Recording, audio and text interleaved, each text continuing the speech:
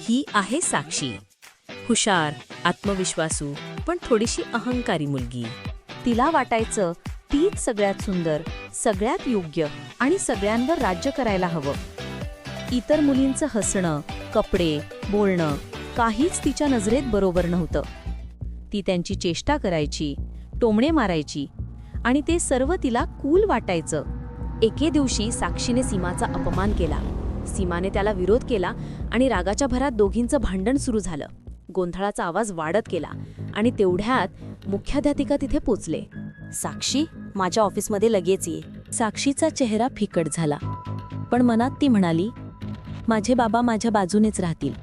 मुख्याध्यापकांनी साक्षीच्या बाबांना सगळं सांगितलं.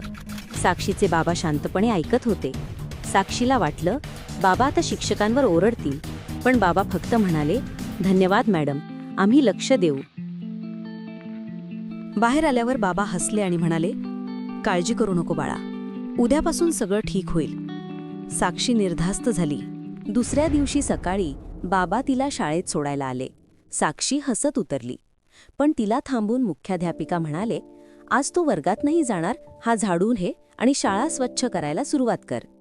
साक्षी स्तब्ध झाली. ती बाबांकडे पाहते. बाबा, तुम्ही काहीतरी बोला ना. बाबा शांतपणे म्हणाले, ही माझीच कल्पना होती. ज्यांनी इतरांचा अपमान केला त्यांनी आधी नम्रतेचे धडे शिकले पाहिजेत. साक्षीचे डोळे पाणावले आणि पहिल्यांदाच तिचा अहंकार तुटला.